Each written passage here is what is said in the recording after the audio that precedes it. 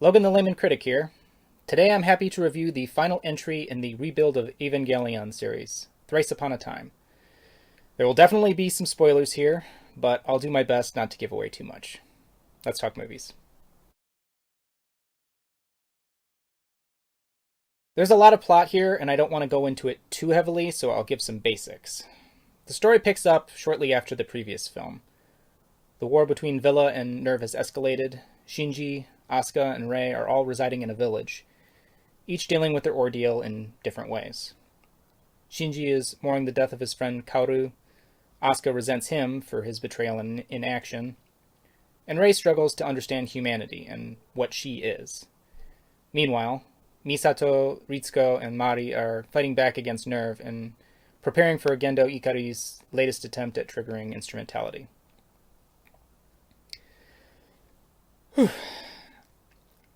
Not the best synopsis, I'll admit. But as I said, there's a lot to unpack here. This is a very dense film. You have a lot of characters that you're following and trying to figure out what's going on in their heads. You've got heavy themes dealing with the mind, body, and spirit. And you're stuck trying to figure out just what it all means. And I love it. Neon Genesis Evangelion is probably my favorite anime series. It's definitely one of my favorite shows overall. I try and rewatch it every few years. There's something about the characters and ideas that resonate with me. End of Evangelion is simultaneously one of the most infuriating and most beautiful films I've ever seen. That scene where Shinji is hearing all those voices of rejection has brought me to tears before.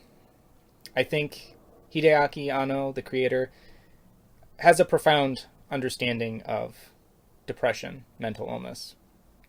Forget Catcher in the Rye. Evangelion shows us the minds of young people better than any story. And it has giant mechanoids. But let's turn our focus to the subject. Rebuild of Evangelion. Now, with the exception of the first entry, I haven't been too keen on where the story and characters have been taken, so I approached this last film with cautious optimism. So let's start with what I didn't like. The CG. It's an eyesore in a lot of places. Now, the first movie used it sparingly, with it being primarily dedicated to the Evas, the angels, and computer readouts, but here it's overboard. Most of the battle scenes are way too busy, with hundreds, if not thousands, of things flying across the screen. It's hard to focus and invest in what's going on. The best fights are the one-on-ones. The Evas themselves have beautiful and fluid movement, but I prefer when they are in traditional animation. There's a scene, spoiler, that echoes End of Evangelion, where there's a giant version of Rei, but this one is done in CG. The style is weird, though. Her face doesn't have those idiosyncrasies that you find in anime art. It looks more like a real human face, and it looks good, but it's out of place in this movie. I wish Misato had more of a presence. She's one of my favorite characters. Although this issue isn't, it pervades most of the rebuild films. It's not strictly this one. With the exception of the first movie, she doesn't really figure into it all that prominently. They do give her some compelling new character details that I enjoyed, and I'm glad that they resolve her conflict with Shinji in the end. Spoiler. I do hate that they killed her off in this one, though. They killed her off in the end of Evangelion, and I was so ticked about it. And I'm not sure whether I prefer in this that it doesn't feel so much like a gut punch as it does in that film. I'm going to be thinking about that for a while, probably. But speaking of, my one final criticism is that there was clearly an intent to have this movie be greater than or equal to the emotional heights that End of Evangelion reached. And because it's following its own story trajectory, it's unable to do that. However, that does not mean it fails at creating a satisfying conclusion, and I'll talk about that in a little bit. But for things I like, well, there's a lot. I love the character arc for Rei. She's fascinated with understanding the world, constantly asking questions, and it's touching to see her curiosity about babies, animals, or even simple gestures or sayings. It's quite cute. Her mind is like a child, and there's this purity to her. She was created solely to pilot the Eva, but there's a growing desire to love the village, love the baby, love Shinji, but doing so will destroy her. But it's all worth it to her. It's an emotional end, and a beautiful one. I only wish that the character had figured more prominently into the rest of the plot. I enjoyed that we get reunited with Toji, Kensuke, Hikari.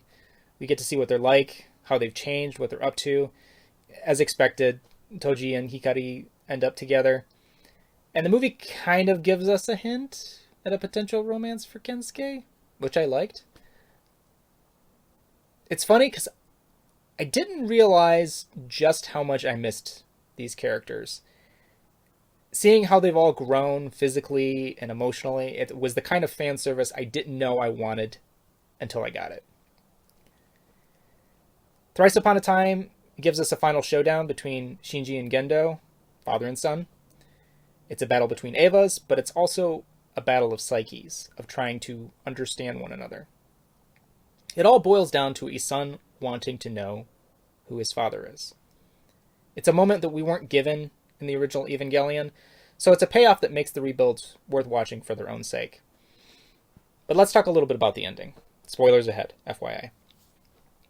The ending is a happy one. It's the one that I would wager most of us wanted when we first watched the series and end of Evangelion, but didn't get. It's surprising, too. Shinji gets the girl. But it's not the girl that I was expecting at all. And I've always been an advocate for pairing Shinji with Misato, and we didn't get that here, but I'm quite happy with what we got. I couldn't help but smile seeing those final moments where he asserts himself in a flirtatious way, grabs her hands, and he runs off with her. And even now, days later, I still find myself thinking about the ending with a pleasant feeling. Thrice Upon a Time doesn't evoke the same feelings in me that classic Evangelion does. But you know what? That's okay. It evokes something different because it has something different to say. Hideaki Anno could have easily just remade the show with a new paint job and called it a day. Instead, we get to see how he looks at the world now. And Evangelion is like a journal of his mind, his feelings, his beliefs. The ideas presented might be impenetrable. They might be pretentious, nonsensical. But I would argue that that's not the point.